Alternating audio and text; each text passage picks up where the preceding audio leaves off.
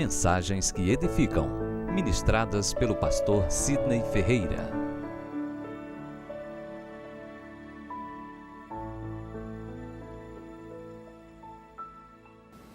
Evangelho de Marcos, capítulo 6, versículo 3.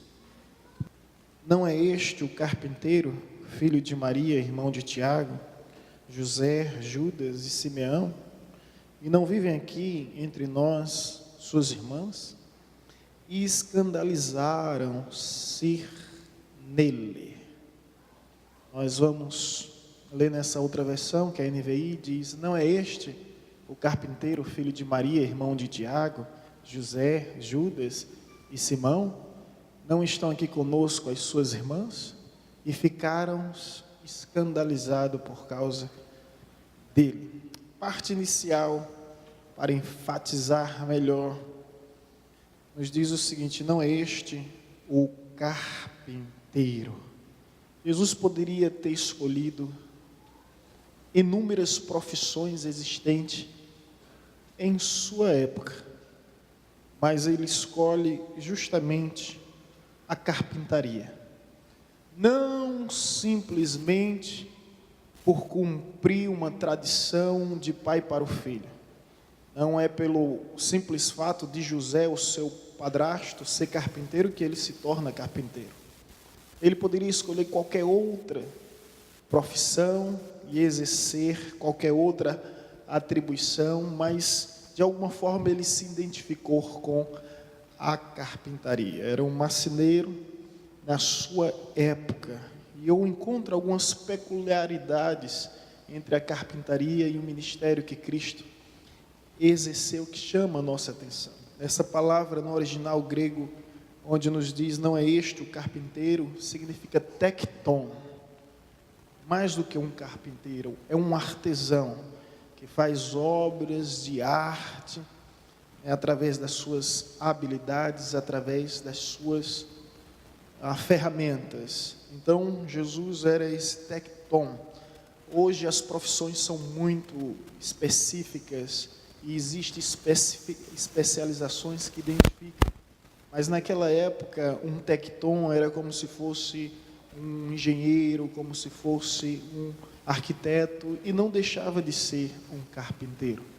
Nós estamos em uma geração de tantas especializações que às vezes nós esquecemos que antigamente havia poucas especializações, embora houvesse já bastante profissões. Então Jesus é esse carpinteiro, esse marceneiro, esse tecton, esse arquiteto, esse engenheiro que fazia obras maravilhosas, extraordinárias, encantadoras, através de suas mãos, com as ferramentas corretas. E o que chama a nossa atenção nesse texto é justamente o fato dele ter escolhido essa profissão entre tantas outras. E diante desse cenário, um cenário tão sugestivo, eu me senti movido e impulsionado a partilhar com os irmãos sobre um homem que foi conhecido em toda a história como alguém que foi muito além de ser um carpinteiro, mais que um carpinteiro. Houve um cético chamado Josh McDowell. Ele estudou na Califórnia, nos Estados Unidos. Era um agnóstico convicto, convencido, daqueles que milita em nome do ateísmo. E um dia ele observou na universidade jovens reunidos, e uma alegria e um entusiasmo descomunal. Isso atraiu a sua atenção e ele se aproximou daqueles jovens para entender ao menos qual era a razão de tanto gozo, de tanta celebração. E ele percebeu que aqueles jovens eram cristãos, e o motivo de toda a alegria era justamente Jesus. Ele fica indignado, consternado, estarrecido. Aí ele disse: eu não acredito que vocês são tão retrógrados, que vocês vivem num mundo tão obsoleto. tão arcaico como esse, vocês ainda acreditam em religião? E os jovens disseram: não se trata de religião, se trata de uma pessoa viva, de uma pessoa real, onde nós desfrutamos de um relacionamento com Ele. Ele ainda tentou discutir, e os jovens disseram: você não é tão inteligente. Então nós fazemos um desafio: estude a vida de Jesus, estude por conta própria, e depois você verá. Esse jovem aceita o desafio, passa dias, semanas, meses, simplesmente compenetrado, debruçado nos livros, na academia, na biblioteca da universidade, estudando. Depois de um tempo ele publica um livro que se tornou um grande best-seller. E o tema desse livro, o título desse livro é justamente Mais que um Carpinteiro.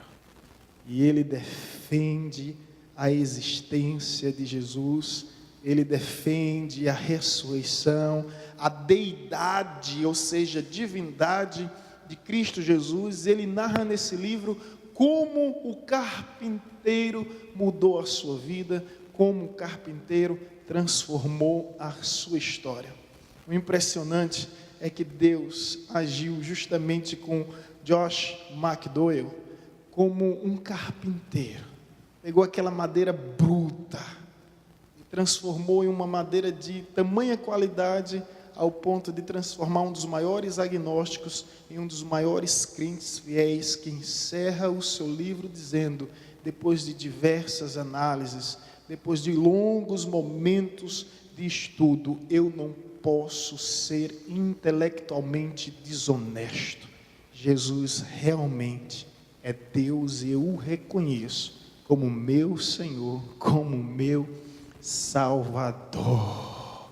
Amém. É sobre esse Jesus que eu quero falar, que é mais do que um carpinteiro. E quando a gente faz essa analogia entre Jesus e a carpintaria, ele cresce nesse ambiente, ele cresce nesse habitat, ele cresce nesse cenário, ele vê o barulho da batida dos martelos sobre a madeira, ele sabe muito bem o que é um prego penetrando em uma madeira, ele lida com isso no seu dia a dia, ele escolhe essa profissão, e de alguma forma essa profissão lhe capacita para o exercício do seu ministério.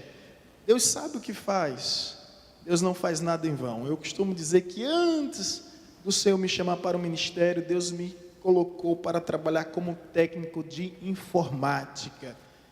Eu passei um ano como técnico de informática, gente do céu. Às vezes havia grandes empresas aqui, principalmente a Chess, que pedia 30, 40, 50 máquinas, era tudo novidade, e a gente tinha que montar essas máquinas em questões de dias, rápido mesmo. E às vezes elas não funcionavam, e a gente tinha que averiguar, analisar, detalhe por detalhe. Às vezes era uma máquina antiga, como 486, alguém lembra disso? Alguém já teve um 486? E a gente tinha que desmontar todos os detalhes, por causa de um jumpzinho, um jump na placa-mãe, era o motivo dela não funcionar. Era uma loucura.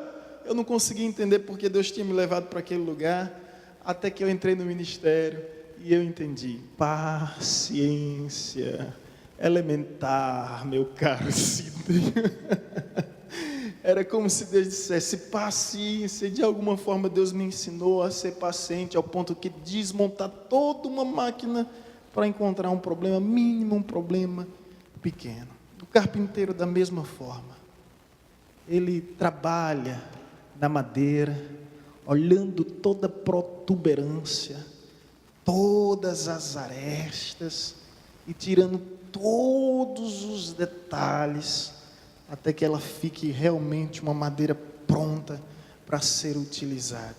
Eu gostaria de fazer essa analogia com Jesus mais do que carpinteiro. E alguns detalhes eu aprendo.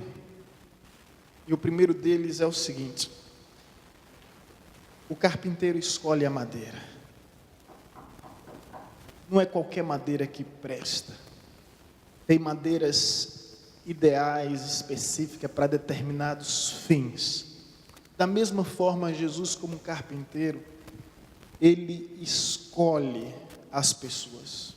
Por incrível que pareça, é isso que o Evangelho nos diz. No Evangelho de João, capítulo 15, versículo 16, Jesus olha para os seus discípulos e diz: não foste vós que me escolheste, mas eu que escolhi a vós. Jesus deixa muito bem claro que tudo provém dele, que tudo advém dele. Se nós o amamos, conforme nos diz o Evangelho de João, é porque ele nos amou primeiro.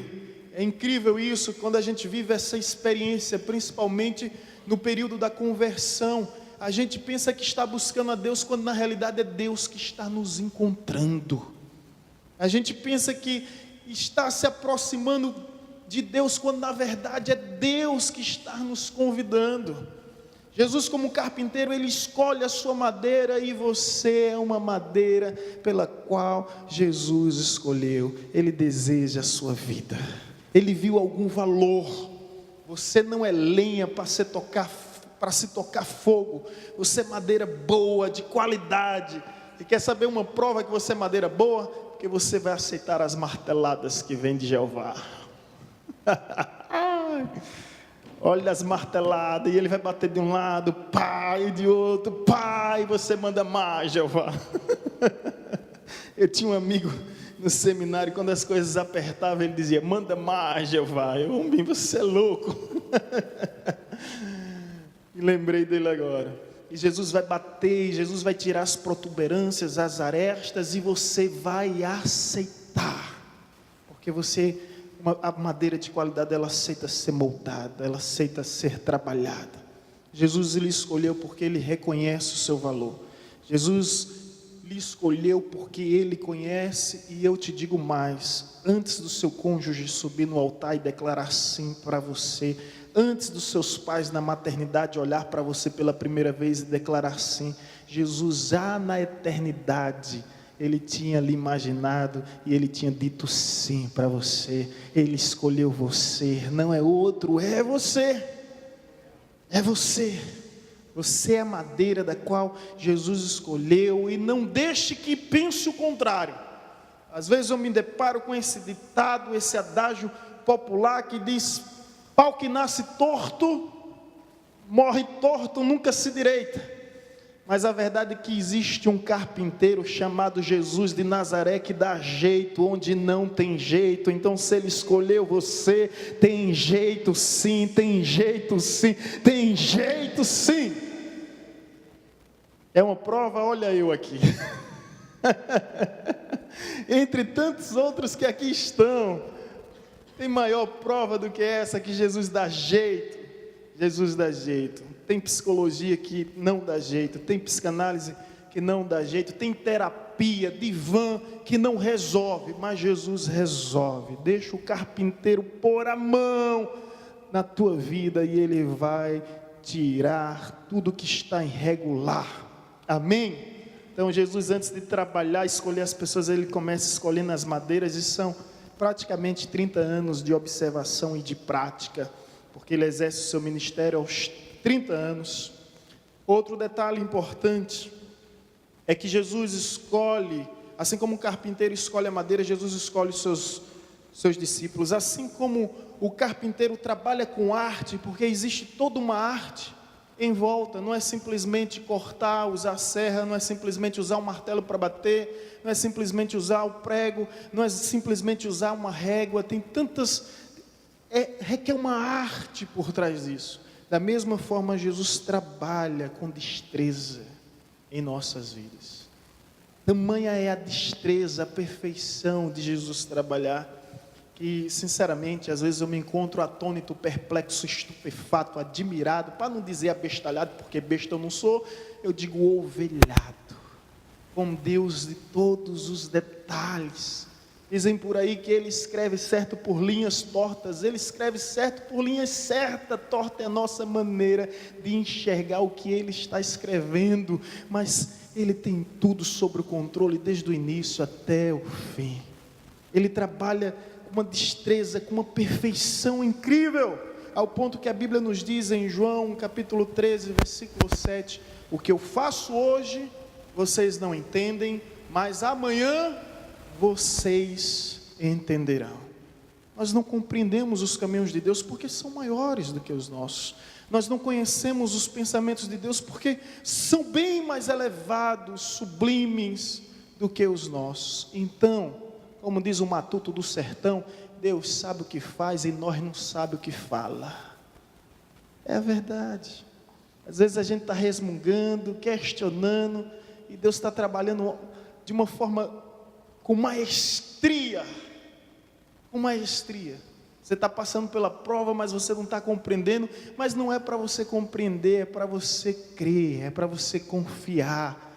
Amém? Porque aquele que crer verá a glória de Deus. Não é ver para crer, é crer para ver. E aquele que confia receberá da parte de Deus, do Deus que não falha, no Deus que não despede ninguém com mãos vazias. Não há quem venha até o Senhor e saia decepcionado, a não ser que essa pessoa mesmo queira, assim como aconteceu com um jovem rico. Caso contrário, essa pessoa encontrará muito e muito mais do que espera, muito e muito mais do que procura, muito e muito mais do que precisa, porque é isso que a palavra nos garante e nos assegura. Ele é poderoso para fazer mais do que pensamos, mais do que imaginamos, segundo o poder que opera em nós.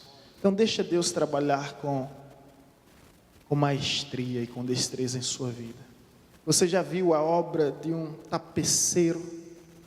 Você já viu a obra de uma tapeçaria? O artista simplesmente pega aquele tecido e aquelas linhas, e as diversas cores, formas, tipos e tamanhos de linha vão se cruzando de um jeito ou de outro, e você não entende nada, você não compreende o que está acontecendo. Assim é a nossa vida, como uma obra de tapeçaria, até que de repente o tapeceiro, um grande artista, ele pega e vira o tapete, e quando ele vira o tapete, você se encanta, você se impressiona com a obra de arte que está expressa naquele lugar. Às vezes eu vejo, em alguns vídeos que me mandam, alguns artistas, alguns pintores estão pintando, e de repente o tempo cronometrado, contagem regressiva, o tempo se esgota, eles param, e até aqueles juízes, jurados, melhor, que ficam para avaliar, todos reprovam. Aí de repente vai o artista e só vira o quadro. Quando vira o quadro, a plateia imensa fica em pé e começa a aplaudir. Quando o artista está trabalhando, ninguém entende nada, ninguém compreende nada. Mas quando ele trabalha a sua obra, e quando ele apresenta a sua obra, aí sim nós compreendemos tudo. Aí a surpresa torna-se bem maior. Deus trabalha dessa forma, meus irmãos.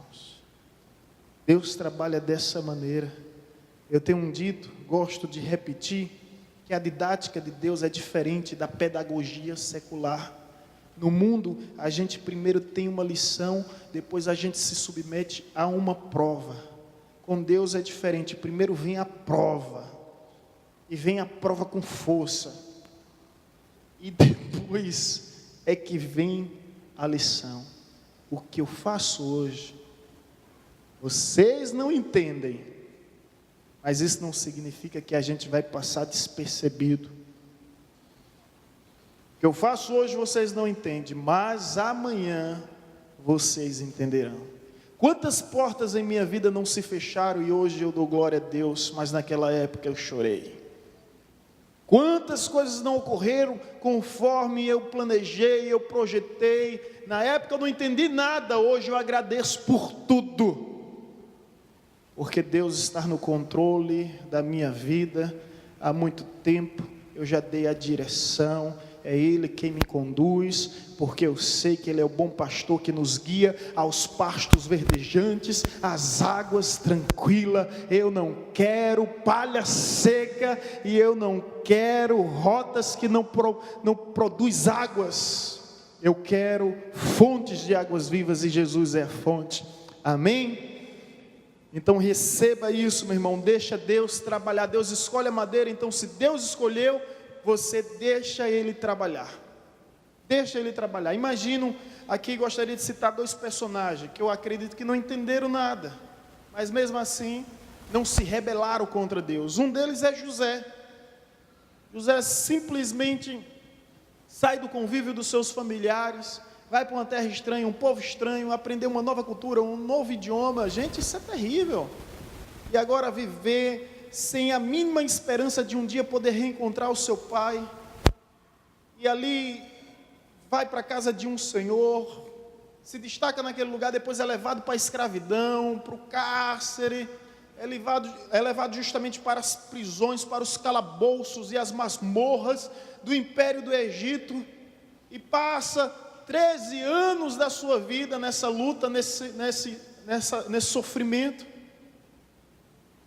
Como é difícil, mas de repente ele acorda, ainda acorda como escravo, mas numa noite qualquer, sem sequer imaginar, acordando escravo, vai dormir governador do mundo da sua época.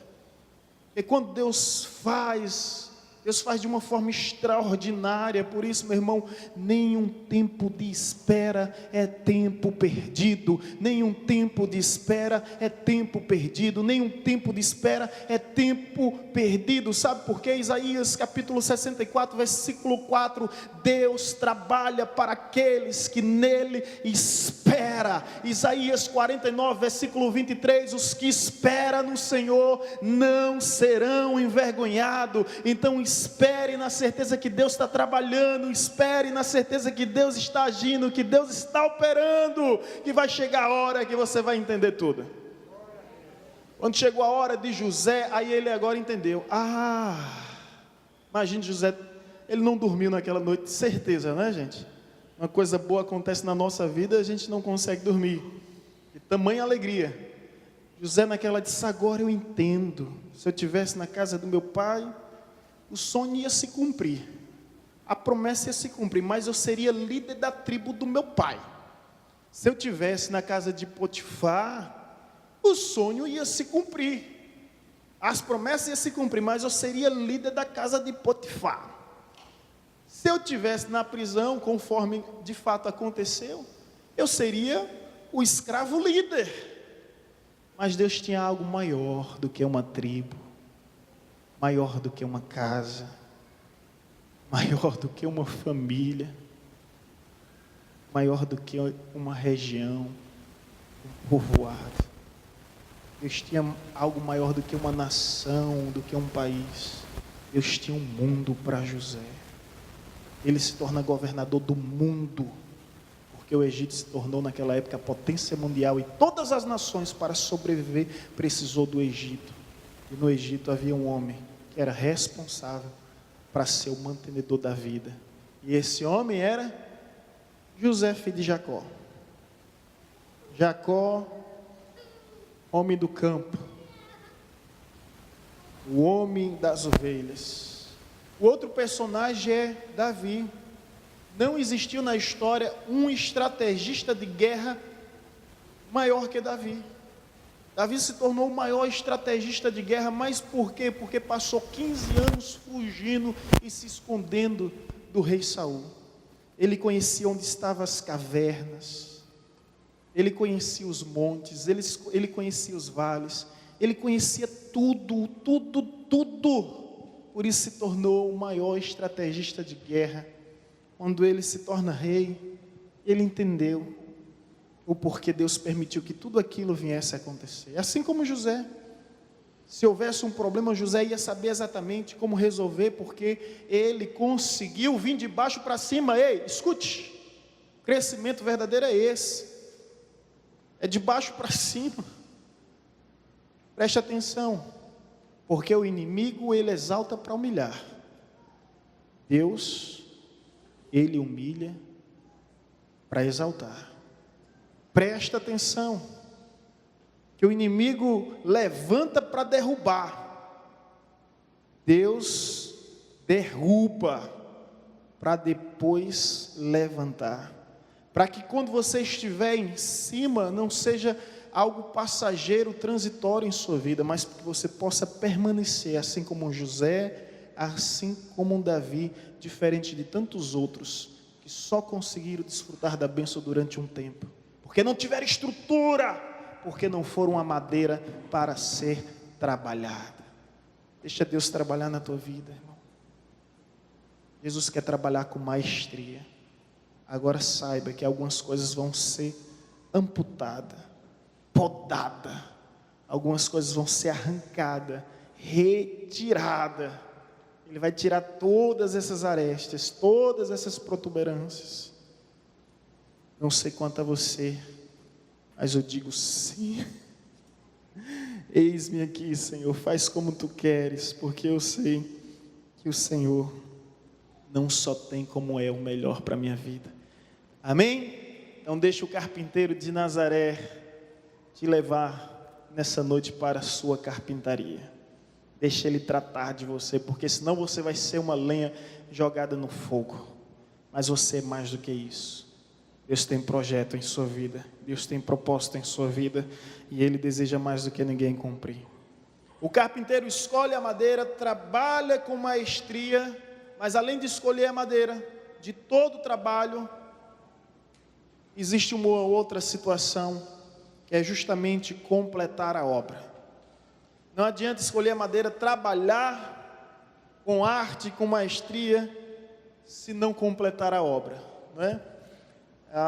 Nós, quando nos casamos, tivemos algumas dificuldades com um carpinteiro, porque não conhecíamos ainda Luiz Madeira, o líder dos jovens da igreja. Mas tinha uns camaradas que prometeram entregar e não entregava no prazo certo, e quando entregava, não entregava da maneira planejada, da maneira combinada, acordada. Enfim, eu acho que alguém aqui já deve ter tido alguma decepção com algumas dessas pessoas. Até na igreja, em algumas situações, ao longo dos anos, a gente viu pessoas que não honravam as suas palavras, não cumpriam os seus prazos. Diferente de Jesus, eu quero te dizer com toda segurança que Ele vai completar a obra que Ele começou em sua vida. Em Filipenses capítulo 1, versículo 6, nos diz: aquele que começou a boa obra, não é simplesmente uma obra, é uma obra que é boa. Aquele que começou a boa obra em nossa vida é fiel para completá-la até a volta de Jesus. Sabe o que isso significa? Ele não desiste de você. Seus pais podem desistir de você. Felizmente, seus cônjuges podem até desistir. Os filhos podem desistir. Os patrões podem desistir. Os líderes podem desistir. Mas Deus não desiste de você. Aquilo que Ele começou, Ele há de completar até a volta de Jesus. Quando Jesus fixou os olhos em Pedro, Ele o atraiu com aquele olhar. E Jesus não desistiu de Pedro. Apesar de todos os erros que Pedro cometeu, apesar de todas as falhas relacionadas à sua personalidade, ao seu temperamento, Jesus foi até o fim com Pedro. Não desistiu em momento algum. Sabe quando Pedro, sem entender os propósitos de Deus, diz: Senhor, jamais vou permitir que o Senhor morra, ainda que eu tenha que enfrentar exército, eu não vou permitir isso. Jesus, vá de retro, Satanás, vai para trás de mim, Satanás. No latim, vá de retro. E Jesus disse: Pedro, antes que o galo cante, tu me negarás 3 vezes, Pedro. Eu te conheço, eu conheço você, Pedrinho. Não, Jesus, está certo. Chegou o momento em que Jesus foi preso, e a Bíblia nos diz que Pedro foi interrogado por algumas pessoas: esse homem estava com Jesus? E Pedro, pela primeira vez, negou: não, eu não conheço esse Jesus. Depois ele se afasta, vieram outras pessoas e disseram: eu vi você com Jesus, você é um dos discípulos de Jesus. Ele vem jurar: se eu juro por mim mesmo, pela minha família, jurar é no sentido de envolver pessoas, certamente eu juro por minha esposa, por meu filho, por mim mesmo. Eu não sei quem é Jesus, eu não sei quem é Jesus. Terceira vez, Pedro foi um pouco mais além. Ele não simplesmente negou, ele não simplesmente jurou, ele praguejou. É como se dissesse assim: eu juro por Deus, que eu nunca vi esse tal de Jesus.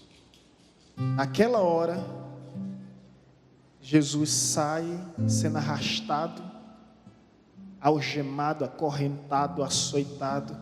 Jesus para e olha para Pedro.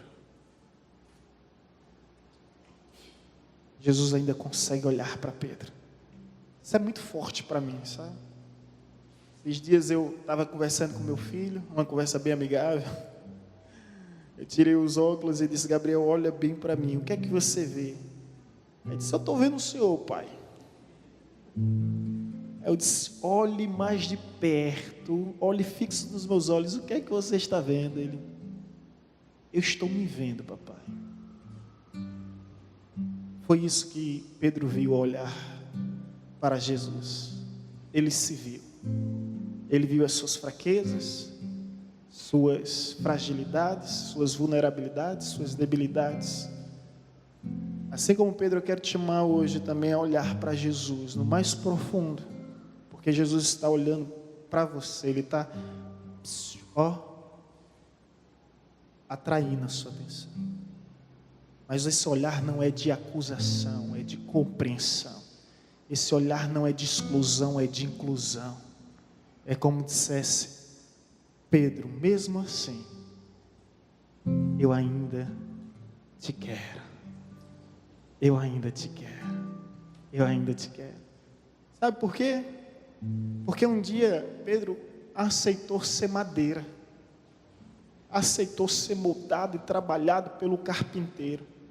E quem é madeira boa, madeira de qualidade, Jesus não vai abrir mão de você, meu irmão. Não vai abrir mão de você.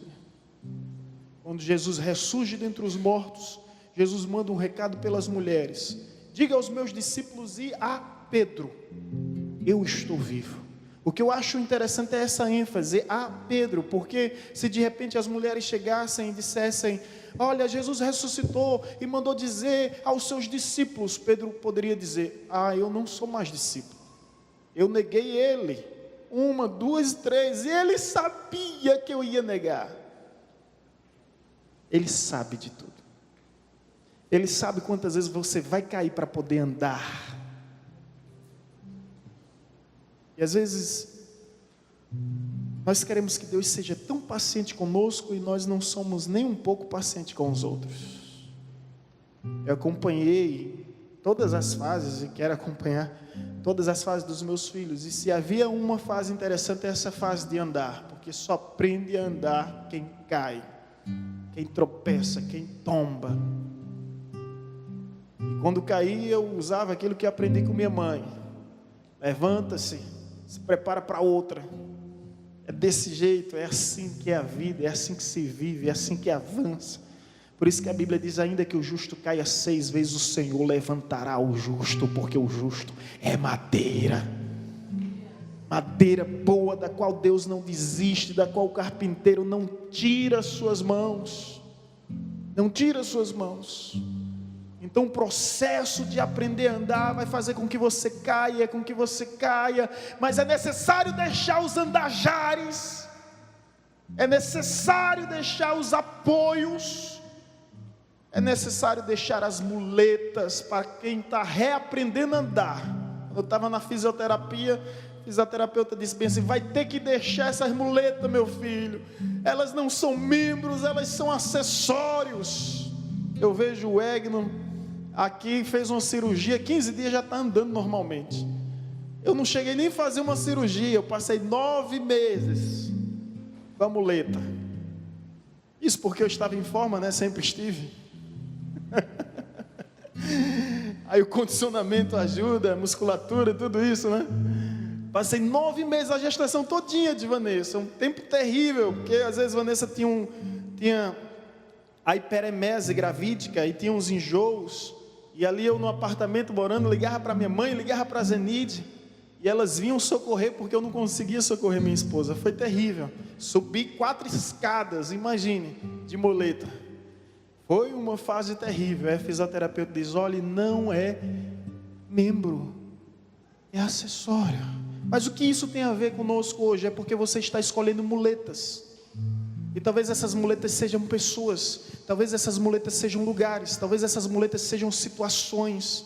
Ei, largue essas muletas e comece a andar por conta própria.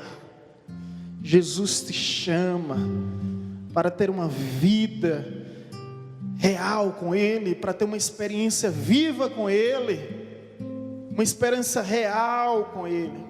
Ele quer completar a obra. Ele vai completar a obra em nossas vidas.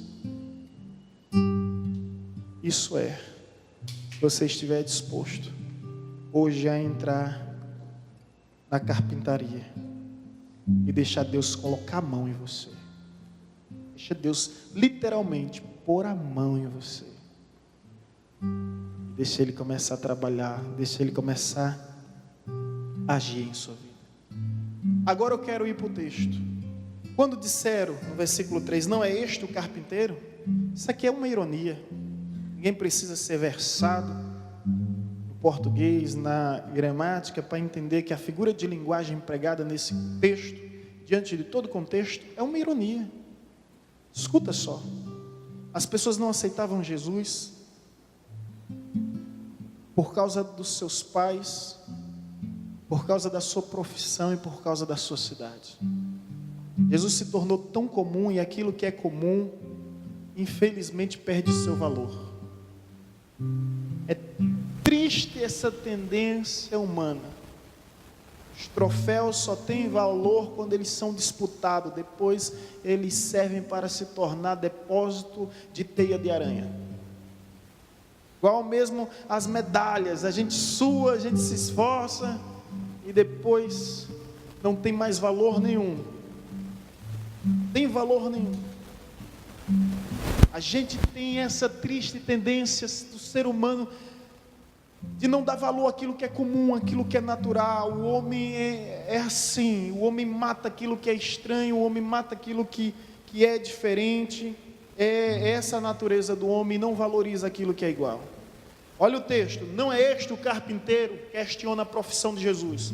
Filho de Maria? Questiona a mãe de Jesus. Irmão de Tiago, José? Questiona os irmãos de Jesus. E no último versículo vai dizer: e escandalizaram-se nele. Não escandalizaram pelo que ele falou, não escandalizaram pelo que ele fez, se escandalizaram nele. Hoje tem pessoas que se escandalizam em Cristo, não pelo que Cristo fez, não pelo que Cristo falou, mas em Cristo. Tiveram vergonha de aceitar Jesus, porque Jesus é comum, porque Jesus é simples, porque Jesus é natural. Não sei se você está entendendo, gente, mas tem tanto mistério aqui sendo anunciado, tem tanta palavra, tem tanta vida aqui sendo anunciada.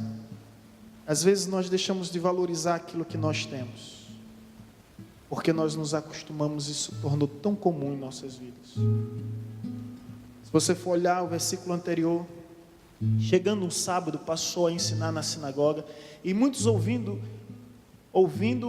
se maravilharam, dizendo: de onde vêm estas coisas? Que sabedoria é esta que foi dada? E como se fazem tais maravilhas por suas mãos? As pessoas estavam maravilhadas. De onde é que vêm essas coisas? De onde é que vem tamanha sabedoria? De onde é que vem tamanhos milagres? Até que um crítico surge: não é este aí o filho de Maria? Em outro versículo, em outro capítulo, em outra referência vai dizer: não é este aí o filho do carpinteiro José? Aí vem um crítico e acaba com tudo. Vocês estão entendendo aqui? Amém. Olha só, estavam maravilhados com a sabedoria de Jesus, maravilhados com os milagres de Jesus, maravilhado com as coisas. Que coisas são essas? Só sei que não era normal, não era tão simples Era coisas fantásticas. Aí vem um crítico e diz: não é esse o carpinteiro? Filho de Maria, irmão de José, irmão de Tiago, irmão de Judas, não Iscariotes. E aí todos se escandalizaram em Jesus. E já não quiseram mais ouvir a sabedoria das suas palavras, já não quiseram mais receber os milagres de suas mãos, porque o viram como uma pessoa comum, como uma pessoa qualquer. E assim tem sido ainda hoje. Eu fui esse ano com minha mãe, com minha esposa. Que coisa tão linda Deus fez na minha vida, que às vezes eu paro para pensar e digo: só o Senhor. Os irmãos sabem que eu fui levado de graça para Israel sem despesa nenhuma. E a pessoa que me levou a minha esposa e a minha mãe a preço de custo. Aí nos levaram lá e foi uma experiência fantástica, foi fantástica. Hoje eu estava falando com minha mãe, com minha esposa de manhã em casa, e hoje à tarde com minha mãe sobre essa experiência que foi tão fantástica. E nós subimos a um monte lá em Nazaré, essa cidade aqui, cidade de Jesus. Minha mãe, minha esposa que aqui estão vão lembrar bem. É o monte do precipício. Foi o monte em que quiseram jogar Jesus do alto. Se você acompanhar meu canal no YouTube, você vai encontrar vídeo meu em tudo que é cidade, em tudo que é lugar de Israel, não só de Jerusalém. Mas houve um lugar que eu não consegui fazer nenhum vídeo. Eu até tentei 3 vezes. Mas quando eu subi no monte do precipício e me recordei que os seus próprios compatriotas, seus próprios conterrâneos, o levaram ao topo do monte e lá decidiram simplesmente empurrar Jesus do alto para o baixo, de alto para baixo. Eu fiquei horrorizado. Foi um momento que eu fiquei muito emocionado. Felizmente eu não gravei nenhum vídeo, porque mexeu muito comigo. Mexeu muito comigo. Desse monte dá para ver a cidade todinha de Nazaré. Quiseram fazer isso porque Jesus era de Nazaré, porque Jesus era um carpinteiro de Nazaré, porque Jesus era o filho de Maria, era o filho de José, eram os irmãos de Tiago, José, Judas e Simão. E Jesus era muito comum. O texto nos diz que Jesus saiu no meio deles. Jesus permitiu ser levado por eles, mas Jesus conseguiu sair no meio deles. E eles praticamente ficaram paralisados, inertes. Não tiveram mais força para levar Jesus, para precipitar Jesus. O que é que isso vem ao caso? Vem um caso que assim as pessoas agem com aquilo que é comum e com o que é natural. Leva no monte do precipício para derrubar, para matar. Sabe por quê?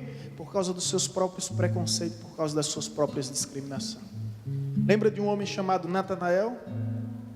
Leitor das escrituras, conhecedor da palavra. Filipe vai na casa dele e diz: Natanael, nós encontramos o homem a quem Moisés falou e se referiu, o profeta. Natanael pergunta: de onde ele é? De Nazaré. Natanael diz: pode vir alguma coisa boa de Nazaré? Sabe qual é a resposta de Filipe para Natanael? Vem e vê. Vem e vê. Não existe muitas argumentações de natureza filosóficas e teológica. A vida com Cristo se baseia na experiência pessoal. Tire suas próprias conclusões. Natanael aceitou o desafio, assim como Josh McDowell, e foi lá ver Jesus. Quando Natanael se aproxima de Jesus, pela primeira vez ele se encontra. Jesus olha para Natanael e diz: Natanael, eis aí um israelita onde não há dolo. Natanael para, fica perplexo e diz: Como assim? Como é que você sabe o meu nome? Natanael, antes de Filipe te chamar, eu já te via debaixo da figueira. Natanael diz: eu agora acredito que Jesus é o Filho de Deus. É o Filho de Deus. É isso que o texto nos diz. Agora a pergunta a se fazer agora: como assim? Natanael se converte de uma forma tão simples. Você lembra quando Jesus tinha poucos anos e os magos do Oriente vieram visitar para adorá-lo?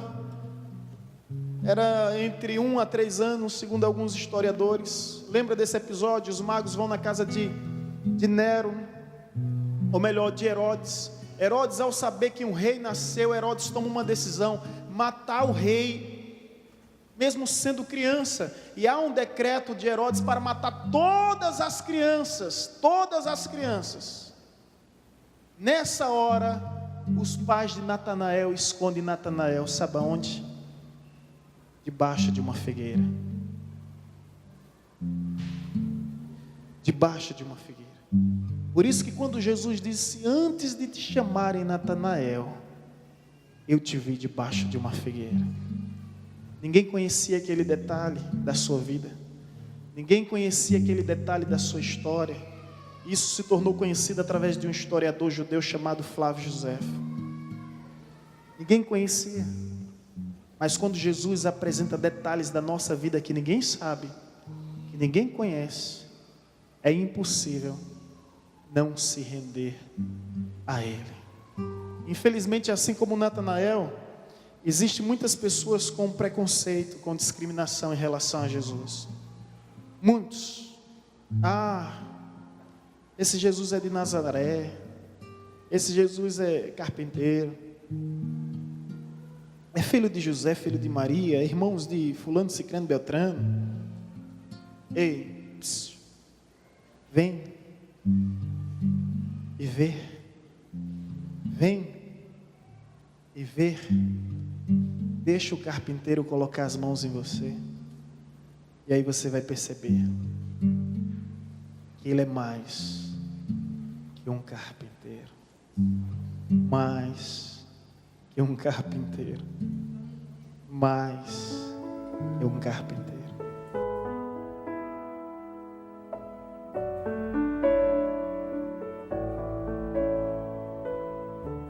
Você acabou de ouvir uma mensagem ministrada pelo pastor Sidney Ferreira, da Igreja Batista Evangelizadora.